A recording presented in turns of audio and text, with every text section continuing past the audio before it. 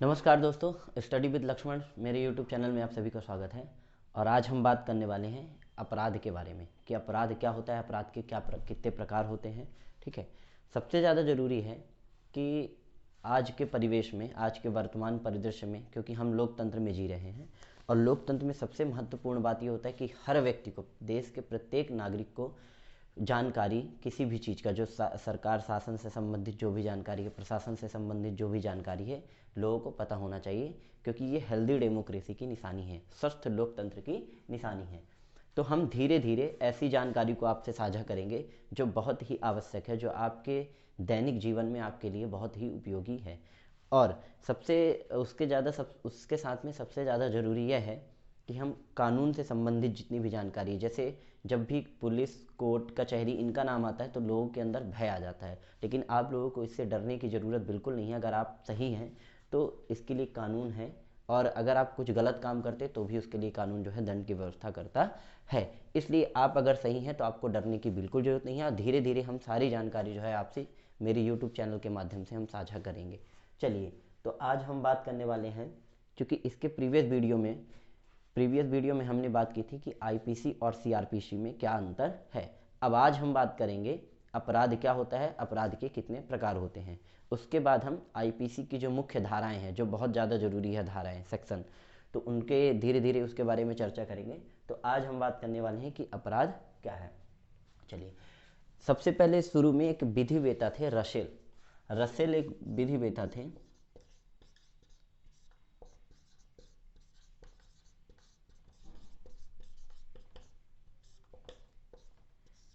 तो इन्होंने बताया कि जो अपराध है उसको मतलब डिफाइन करना, उसको परिभाषित करना, अपराध को डिफाइन करना, परिभाषित करना थोड़ा कठिन है। फिर बाद में इन्होंने बताया कि अपराध को जो है डिफाइन करना कठिन है, पर सबसे महत्वपूर्ण जो है, इनके बाद एक और विधिवेता थे जिनका नाम है ब्लैक स्टोन।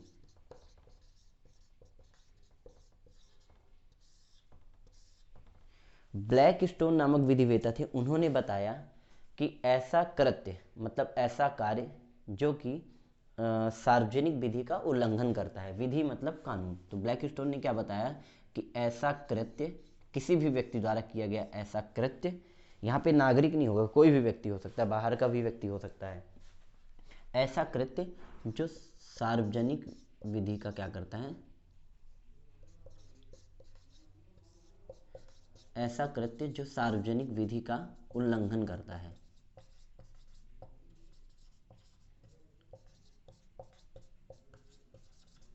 उसे अपन क्या कहते हैं, अपराध कहते हैं। इसके बाद एक और विधिवेता थे जिनका नाम था केनी। उन्होंने बताया कि ऐसा अवैध कार्य, देखो सब लगभग वही कह रहे हैं, बस थोड़ा सा आपको समझने का वो है। ठीक है, केनी क्या कहते हैं, एक विधिवेता थे। उनका कहना है कि ऐसा कृत्य या ऐसा अवैध कृत्य या ऐसा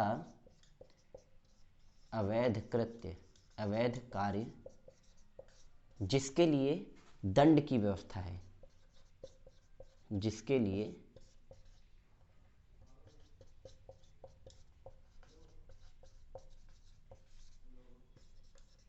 दंड की व्यवस्था है, ऐसा अवैध कार्य जिसके लिए दंड की व्यवस्था है, मतलब वो दंडनीय है तथा क्षमा योग्य नहीं है, क्षमा योग्य नहीं है।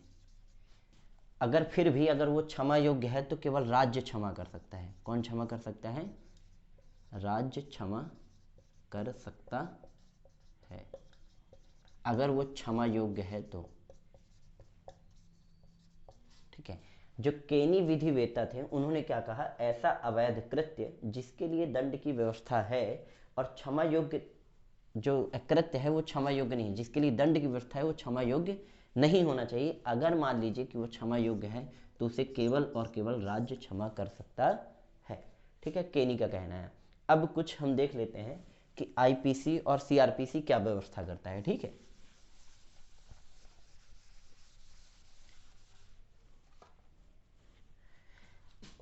आईपीसी भारतीय दंड संहिता, इंडियन पिनल कोड, जो कि 1860 में बना था, उसमें धारा एक है 40, उसमें एक धारा क्या है, धारा 40, इसमें अपराध शब्द को परिभाषित किया गया है और इसमें इस धारा में उन कृत्यों को शामिल किया गया है जिसमें दंड की व्यवस्था है। तो अब भारतीय दंड संहिता की धारा 40 में वर्णित सभी कृत्य, इसमें वर्णित या इसमें जो भी दिया गया है सभी कृत्य अपराध की श्रेणी में आते हैं। वर्णित सभी कृत्य जो कि वो अपराध की श्रेणी में आता है। ये तो बात हो गई आईपीसी का जो सेक्शन है। देखिए आईपीसी में टोटल जो सेक्शन है वो 511 धाराएं हैं और जो सीआरपीसी है उसमें टोटल 484 सेक्शन है, ठीक है। और ये सीआरपीसी जो बना था दंड प्रक्रिया संहिता 1973 में। आप प्रीवियस वीडियो में देख लीजिए, आपको दोनों में फ़र्क समझ में आ जाएगा, ठीक है। तो इंडियन पीनल कोड 1860 की धारा जो है 40, उसमें लिखा गया है कि इसमें वर्णित सभी कृत्य अपराध की श्रेणी में आएंगे जिसमें, क्योंकि उसमें दंड की व्यवस्था की गई है। अब सीआरपीसी 1973 में आई जिसका एक सेक्शन है 2N, सीआरपीसी का सेक्शन 2 और सब सेक्शन N। इसमें अपराध की परिभाषा है, अपराध की परिभाषा, इसमें अपराध की परिभाषा ये बताई गई है, इसमें अपराध की परिभाषा ये बताई गई है कि ऐसा कृत्य जो किसी भी विधि में दंडनीय है। देखिए अपराध की परिभाषा यही है कि चाहे वो सार्वजनिक विधि, चाहे पब्लिक कोई लॉ बना हुआ है, कोई भी एक्ट है किसी भी कानून में, अगर वो दंडनीय है तो वो कृत्य क्या होगा, अपराध कहलाएगा। सीआरपीसी की धारा भी 2N वही लगभग परिभाषित करती है, आईपीसी की धारा 40 भी वही परिभाषित करती है। और इसके बाद आपका ये हो गया आईपीसी 1860 की धारा 40 जो है वर्णित सभी कृत्य क्या है, अपराध की श्रेणी में आएंगे। और सीआरपीसी 1973 अपराध की परिभाषा दी हुई है इसमें सेक्शन 2N में। अब बात करते हैं अपराध के, थोड़ा 2 मिनट वेट करेंगे आप, ठीक है। तो अब बात करते हैं हम कि अपराध के कितने प्रकार होते हैं।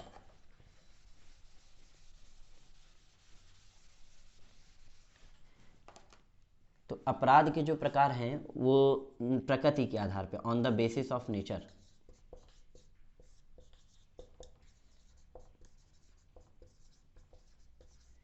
ये बहुत ही महत्वपूर्ण चीज़ है, इसीलिए बहुत ध्यान से आप लोग देखिएगा। प्रकृति के आधार पर अपराध 2 प्रकार के होते हैं। एक तो होता है संज्ञेय अपराध,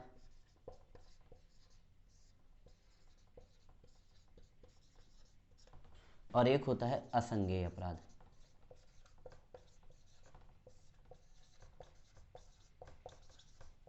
इसको बोलते हैं कॉग्निजेबल ऑफेंस और ये होता है नॉन कॉग्निजेबल ऑफेंस।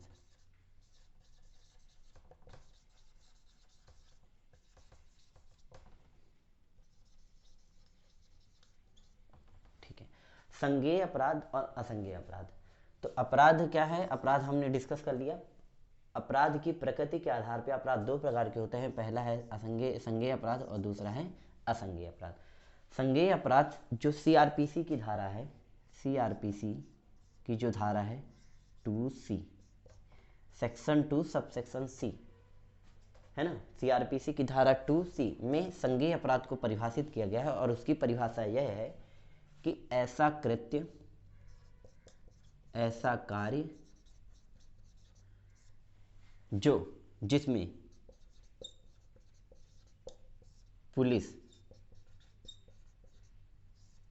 जिसमें पुलिस प्रशासन आप बोल सकते हो या पुलिस, ऐसा कृत्य जिसमें पुलिस बिना वारंट गिरफ्तार कर सकती है।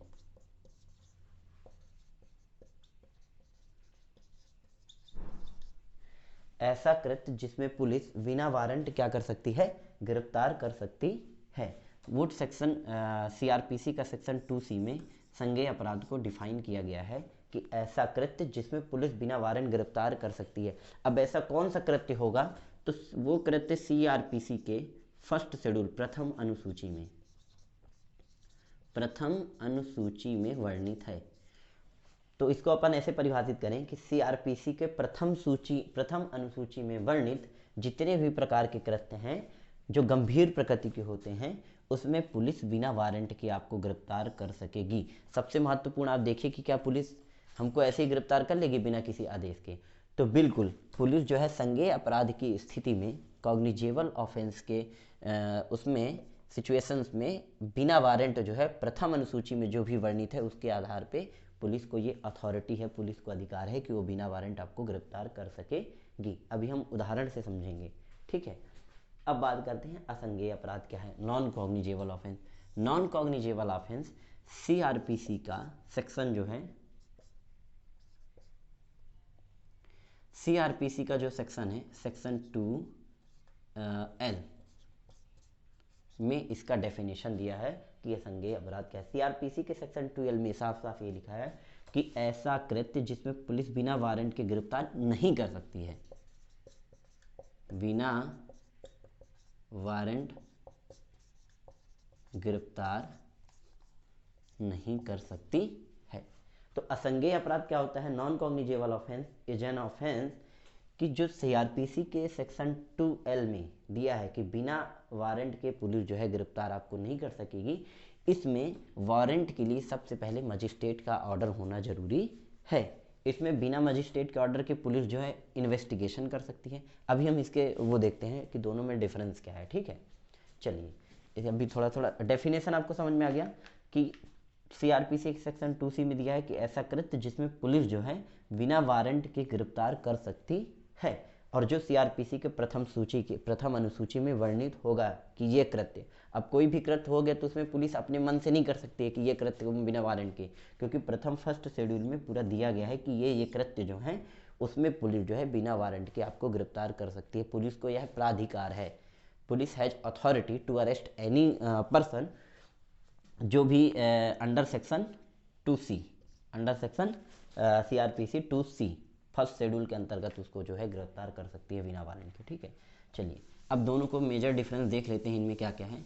तो सबसे पहला ये है कि जो संज्ञेय अपराध की परिभाषा है वो सीआरपीसी के सेक्शन जो है 2C में वर्णित है, और जो आपका असंज्ञेय अपराध है वो सीआरपीसी के सेक्शन 2L में वर्णित है। दूसरा, इसमें बिना वारंट पुलिस गिरफ्तार कर सकती है, बिना वारंट पुलिस जो है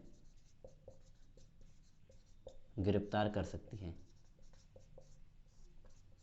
इसमें बिना वारंट गिरफ्तार पुलिस नहीं कर सकती है, ठीक है। तीसरा, मजिस्ट्रेट के आदेश के बिना पुलिस जो है वो जांच कर सकती है। इसमें मजिस्ट्रेट की आदेश की आवश्यकता नहीं होती है, मजिस्ट्रेट के ऑर्डर की आवश्यकता नहीं होती, लेकिन इसमें ऑर्डर की आवश्यकता होती है, ठीक है।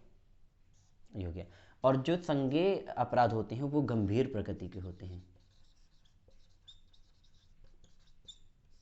अभी हम कुछ उदाहरण देके समझेंगे कि कौन से कृत्य जो है गंभीर प्रकृति के, कौन से अपराध, और कौन से कम गंभीर प्रकृति के, और ये कम गंभीर प्रकृति के अपराध होते हैं। तो आपको अगर स्पष्ट अंतर लिखना है तो आप लोग बहुत आसानी से अंतर लिख सकते हैं इसमें, ठीक है। कम गंभीर प्रकृति के अपराध होते हैं। अब कुछ एग्जाम्पल लेके समझते हैं।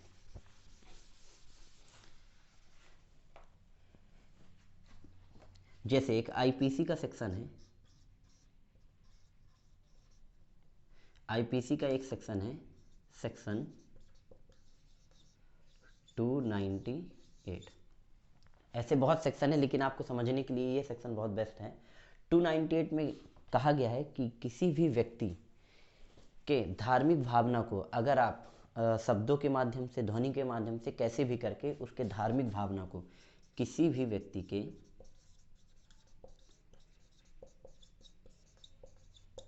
धार्मिक भावना को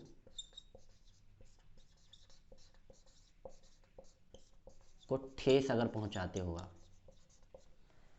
किसी भी व्यक्ति के धार्मिक भावनाओं को आहत करते हो, ठेस पहुंचाते हो ध्वनि के माध्यम से या शब्दों के, अपने विचारों के माध्यम से, तो 298 यह व्यवस्था करता है कि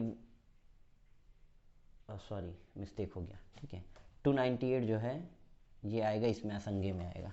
296 जो है ये सेक्शन जो है 296 है, ठीक है। ओके, मिस्टेक हो गया ना, 296 इसमें आएगा।